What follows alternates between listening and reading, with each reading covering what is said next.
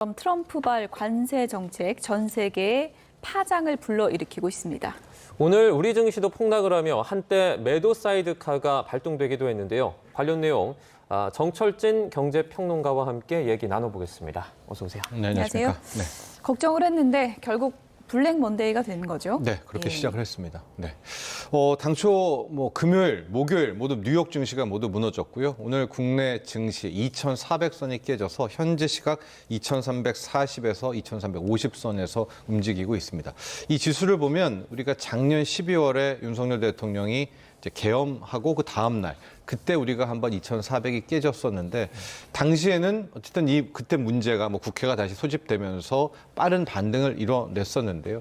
현재 큰 문제는 이 트럼프 대통령의 상호관세 정책이 거의 불확실성의 끝판왕이거든요. 예. 그래서 시장이 오히려 V자 반등은커녕 추가 하락에 대한 이제 그런 걱정을 하고 있는 상태다 이렇게 보시면 될 것 같고요. 예. 그래도 우리 이제 이걸 좋아라 할지 울어야 할지 모르겠지만 코스피 증시는 그동안 미국이라든가 유럽 대비 못 갔잖아요. 그래서 오늘만 놓고 보면 실은 우리의 낙폭이 상대적으로 좀 적은 편입니다.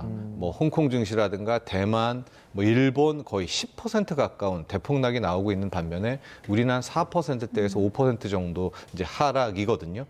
우리는 또 나름대로의 정치적 불확실성 해소라는 호재가 있었지 않겠습니까? 예. 이런 것들이 좀 그나마 시장을 방어하고 있다 이렇게 보여집니다. 장 초반에 5% 이제 폭락하면서 매도 사이드카가 발동되기도 했는데 이건 어떤 상황에서 나오는 겁니까? 보통 시장이 크게 떨어지거나 많이 오르거나 할 때 사이드카, 그다음에 서킷 브레이커라는 이제 두 가지 방식으로 시장의 열기, 충격을 좀 완화하는 그런 정책이라고 볼 수 있는데요. 네. 사이드카 같은 경우에는 현물이 아닙니다. 선물의 움직임이 플러스 5% 이상 폭등하거나 마이너스 5% 이상 급락하거나 할 때 일단 프로그램 매매를 막는 거예요. 선물을 중단하게 되면서 프로그램 매매를 막게 되면서 약 1분간입니다. 5분간입니다. 그런 다음에 시장을 좀 식혔다가 재개하는 것을 사이드카라고 하는데요. 당연히 매도, 매수, 즉 상승, 하락 모두 사이드카가 있고요.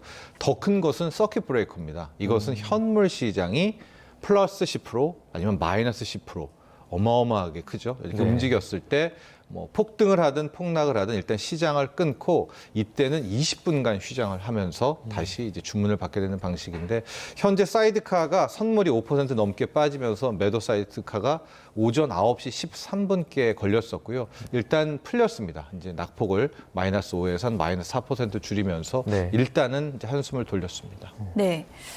어쨌든 트럼프발 관세 정책이 전 세계 경제에 지금 폭탄 효과를 일으키고 있는 그런 상황인 건데 어떻습니까? 이 하락세가 좀 장기화될까요? 아니면 좀 일시적일까요? 그렇죠.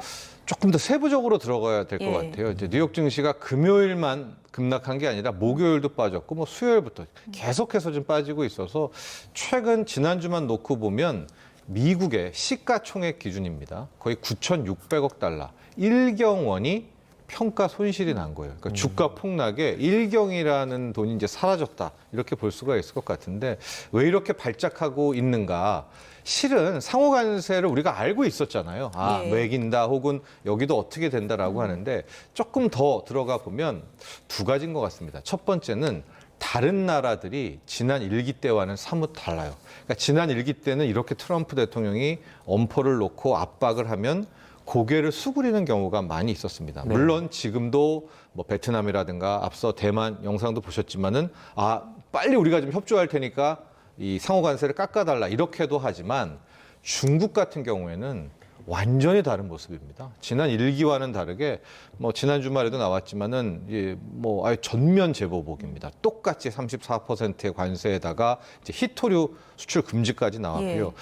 캐나다도 그렇고 유럽연합도 약간 균열이 있다 하더라도 지금 전면 보복으로 나서고 있거든요. 그러니까 1기 때와는 다르게 이렇게 맞보복이 나온다면 시장이 두려워하는 거는요. 트럼프의 상호관세도 문제지만 이게 맞보복으로 나오면서 일종의 판이 커지는 치고받는 이게 전쟁으로 가게 되는 이런 형국이기 때문에 협상이 아니라 이제 전쟁으로 맞습니다. 이걸 가장 두려워하는 거고요. 두 번째는 왜 이렇게 시장을 빠졌는가? 트럼프 대통령이 점점 하는 모습을 보니까 스스로 고립을 시키고 있습니다. 예. 이제 보통 우리가 생각하는 트럼프 대통령에 대해서는 주식 시장은 지켜줄 거야. 시장은 망가뜨리지 않을 거야. 예. 이건 협상용 카드일 거야. 이제 이런 생각 때문에 빠졌다가도 올라가고 하는데 트럼프 대통령이 본인이 생각해도 이렇게 했다가는 이제 소위 말하는 약발이 안 먹힐 것 같아요. 그러니까 계속해서 강경. 그러니까 강경이라는 것의 끝은 실은 파국밖에 없지 않겠습니까? 예. 네. 이것을 현재 시장이 반영하고 있다. 이렇게 보시면 되겠습니다. 그 강경 이렇게 대응하고 있는 게 지금 사실 중국 아니겠습니까? 네. 미국과 중국에 이렇게 계속해서 관세를 서로 올리다 보면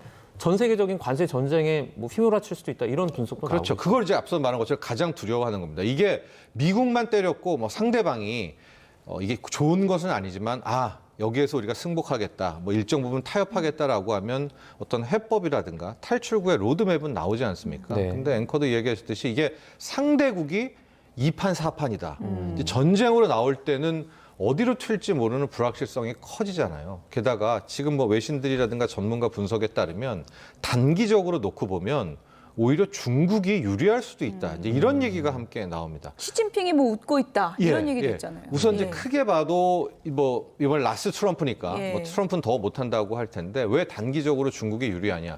미국 같은 경우에 중국에서 수입하는 게 600조입니다.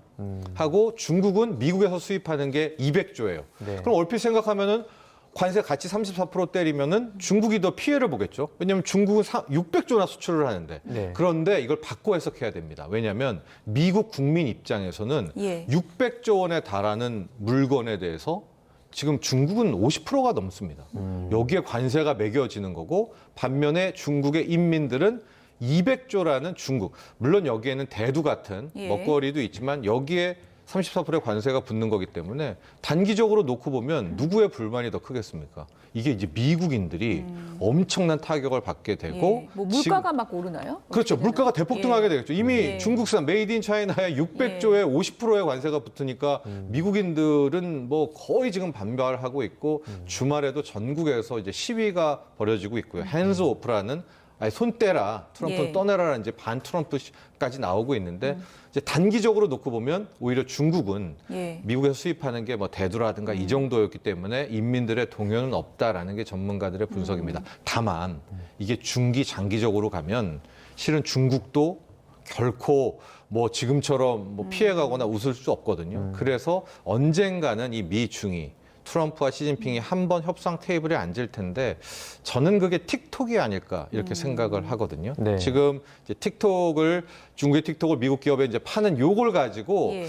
이 자체적인 게 저는 대단한 게 아니라 이걸 빌미로 우리가 이 소통이라는 걸 해야 되잖아요. 근데 뻘쭘하지 않습니까? 이게 갑자기 대화를 하려면 예. 이걸 가지고 뭐 판다 안 판다 유예를 준다 안 한다 이런 협상을 통해서 아마 트럼프와 시진핑이 만나는 명분을 삼지 않을까라고 보고 있습니다. 어쨌든 뭐 단기적으로는 서방 동맹에 이제 균열이 생길 수밖에 없는 거니까 이런 분위기라면 뭐 거대한 시장이 중국 쪽으로 몰릴 수 있다 이런 기대감도 중국에서는 하는 것 같거든요. 그렇죠. 이제 예. 근데 너무 좀 큰 얘기인 것 같고요. 예. 이 자체적으로 보면 예. 중국도 그리 만만치가 않고 중국의 내부 사정, 뭐 시진핑의 정치적 상황이라든가 중국의 내수 시장 역시도 상당히 힘든 국면입니다. 그러니까 장기적으로 가면 모든 게 피해고 오히려 중국이 더 큰 피해겠지만 예. 계속 왜 그러냐? 단기적으로 봤을 땐 중국이 지난 1기와는 다른 모습이고 두 번째가 말씀하신 그겁니다.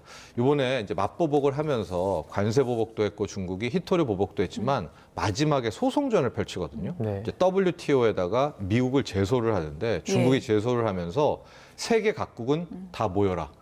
그러니까 마치 자기가 리더인 양 우리가 이제 미국을 칠 텐데 다 힘을 모으자. 이제 이런 식으로 마치 준 패권을 보이는 모습이 나오고 있기 때문에 이것이 중국의 과거와는 좀 다르네. 이런 좀 이면이 있는 거고 아마 이것 때문에 뉴욕 증시는 훨씬 더 큰 뭐 폭락을 맞이하지 않았나 보여집니다. 이 관세 전쟁이라는 게 어쨌든 그 미국 발로 지금 시작이 되지 않았습니까? 네. 트럼프 대통령 발로 시작을 했는데 이 전쟁 자체가 관세 전쟁 자체가 오히려 미국 기업에도 타격을 입힌다라는 얘기도 많이 나오고 있어요. 네, 뭐 그건 엄밀히 말하면 당연한 거죠. 관세라는 자체가 전체 시장을 죽이기 때문에 네. 이제 결과적으로 그런 건데 또 하나 좀 이유가 뭐냐면 어느 정도 미국 기업들도 준비를 한 게 아니지 않습니까? 가령 지금 애플 이야기가 많이 나오는데 애플의 아이폰 같은 경우에 중국, 인도 뭐 베트남 이런 데서 만드는데 지금 트럼프 대통령이 상호 관세로 매긴 나라들이 다 중국, 인도, 베트남. 베트남은 무려 46%입니다. 중국은 작년 이미 매기는 거 포함하면 54%고요. 그러면 아이폰 가격 상승 예상도 상당히 맞습니다. 많이 오르네요. 예, 가격이. 그러면 소비자들이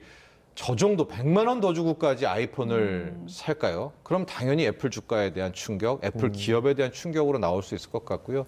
마이크로소프트도 지금 한창 지브리풍으로 그려줘라는 챗 GPT의 유료 회원 늘고 있다라고 하는데 지금 데이터 센터 추가 증설 속속 취소하고 있거든요. 네. 이제 그만큼 경기 침체가 꼭 쪼그라진다는 거고요. 저희 이제 스탈렌티스 예가 나왔지만 미국 자동차 기업은 우리가 생각하기에 좋겠죠. 현대차를 그렇게 매겨 일본차, 독일차 관세를 매기지만 잘 보시면 GM 같은 경우에는 그러니까 미국 내 생산이 50%도 안 됩니다. 네. 그러니까 GM도 같이 부품이라든가 관세를 맞아야 되는. 그러니까 트럼프의 관세가 꼭 미국 기업들은 다 좋다. 절대 아니라 미국 스스로도 발목 잡는 이런 형국이 나왔습니다. 어쨌든 뭐 트럼프 대통령의 전략은 많이 봐왔는데 일단은 엄포를 놓고 협상에 이제 유리한 위치에 서고자 하는 그런 전략이라고 볼 수 있는데 네.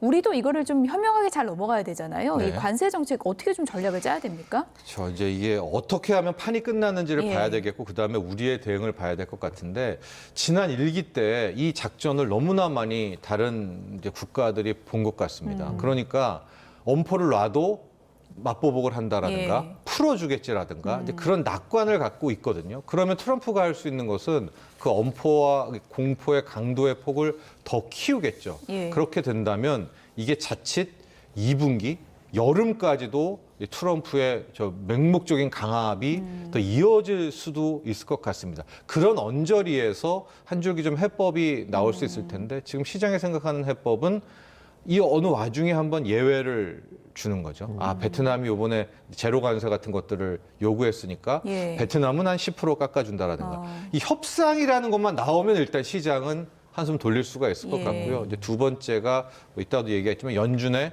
금리 인하, 시장의 금리를 좀 떨어뜨린 이제 이거 두 가지가 바닥 신호라고 볼 수 있을 텐데 우리는 그럼 어떻게 대응해야 되느냐? 저는 절대 먼저 나가서는 안 된다고 보여집니다. 이번에 현대차를 보시면 알겠지만 예. 현대차가 뭐 30조를 추가 투자를 하는 겁니다. 예. 새로 트럼프 정부에서.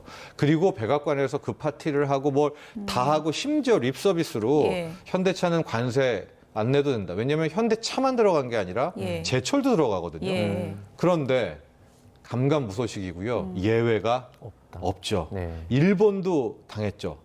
이시바 총재 갔다가 다 베풀고 선물 받고 와 이거 스마트하다 영리하다 다 다음 날에 관세 때립니다. 그러니까 트럼프 대통령은 먼저 뭘 나서서 우리가 하기보다는 차라리 트럼프 대통령이 들어오기를 미국이 들어오는 것을 보고 받아치는 하고 타국들이 어떻게 하는지를 보고 판을 좀 더 읽어야 된다. 맞습니다. 하고 네. 우리가 선물을 먼저 줄 필요는 이제 없는 것 같아요. 그래서 이제 알래스카 뭐 LNG 가스관 뭐 뭘 사줄까 하는데 지금 보면 먼저 우리가 선물을 주거나 먼저 고개를 숙였을 때 더 가혹하게 대하는 좀 일기 때와는 다른 모습도 있거든요. 예. 이런 것도 우리 당국에서는 좀 파악해야 될 것 같습니다. 네.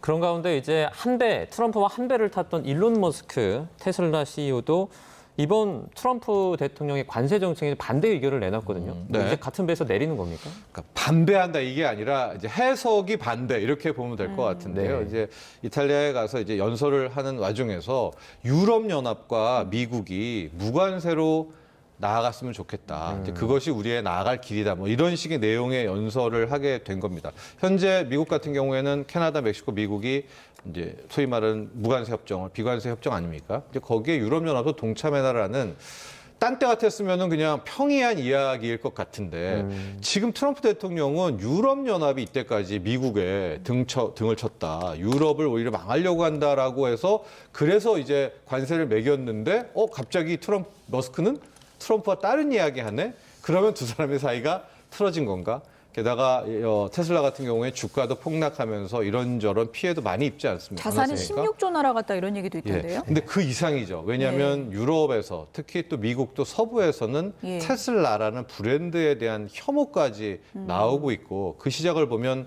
머스크가 트럼프 대통령과 이제 각별한 관계를 가지면서 그렇게 됐지 않겠습니까?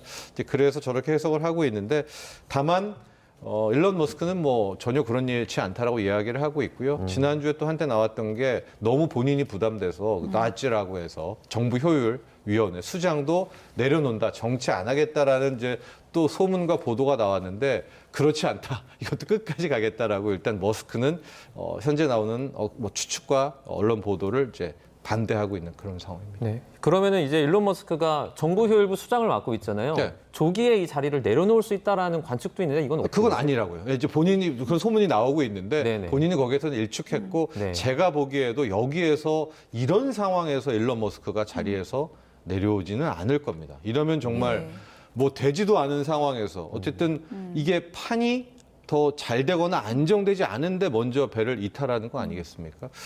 정말 그렇게 된다면 트럼프 행정부는 훨씬 더 고립무원이 되겠지만 글쎄요. 그런 선택은 현재로서는 좀 가능성이 낮지 않나 보여집니다. 일론 네. 머스크는 뭐 성격이 강하기로 치면 트럼프 대통령 못지않은 그런 인물인데 네. 어쨌든 정치인이기 이전에 기업인이다 보니까 기업의 이익을 대변하다 보면 계속 좀 충돌할 수밖에 없는 거 아니냐 이런 관측도 많습니다. 그렇죠. 예. 그럼에도 불구하고 왜 예. 트럼프에게 딱 달라붙었는가라는 것을 보려면 우리는 흔히 일론 머스크가 지금 전기차 팔아 테슬라가 인도량이 뭐 만내 정례하겠지만 일론 머스크의 꿈은 그 이상입니다. 가령 자동차 같은 경우에서 더 나아가고 싶은 건 예. 자율주행이고요. 예. 이 지구에 꿈이 있는 게 아니라 우주로 나아가고 싶어 하는 스페이스X인데 이걸 잘 보시면 왜 트럼프 옆에 왔고 본인이 정부 효율부라는 나지의 수장이 됐었는가. 이 나지라는 거가요. 뭐 인력 구조조정도 있지만 규제 철폐라는 카드도 갖고 있습니다. 그러니까 본인의 사업이 자율주행, 우주항공인데 이건 규제 천국이거든요.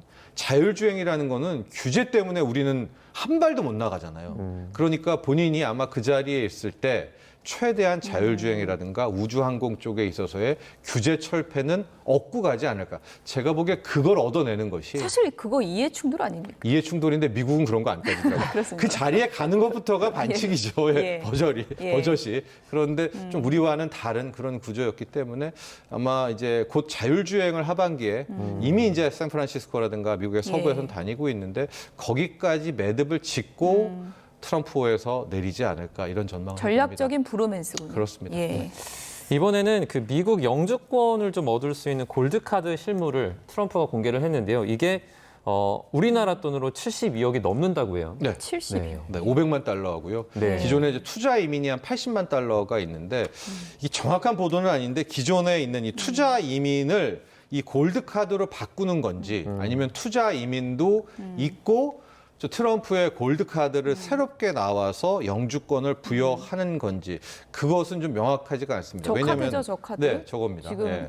본인 얼굴은 왜 들어가 있는 거죠? 글쎄, 이제 본인이 저걸 만드니까 그렇습니까? 예. 본인 예. 임기에서 저걸 만들었기 때문이기도 예. 한데 제가 봤을 때는 기존의 그 투자 이민 제도를 없앨 수는 없거든요. 트럼프가 뭐 저것도 법원이라든가 의회에 가야 되기 때문에 아마 기존의 투자 이민도 있고 일시적으로 저 골드 카드를 활용하지 않을까라고 보여지고 있는데요. 네. 저렇게 하게 되면은 뭐 돈 있는 사람은 뭐 미 영주권을 딸 수가 있겠죠. 예. 근데 저거의 이제 파급 효과가 뭐냐면 지금 뭐 여러 가지가 있겠지만 우리의 많은 유학생들이 있잖아요. 예. 네. 근데 이제 유학생들도 이제 거기 가서 인턴도 해야 되고 미국 내에서 잡을 좀 찾고 싶어 하는 그런 측면이 있지 않겠습니까? 그런데 지금 보면 우리 그러니까 미국인 외에 유학생들에게 인턴이라든가 이런 자리를 줄 것 같지 않거든요. 예. 그러니까 거의 철저하게 미국에 뭐 도움되는 사람만 영주권 예. 주고 도움되는 사람만 취직시키고 도움되는 사람만 인턴이고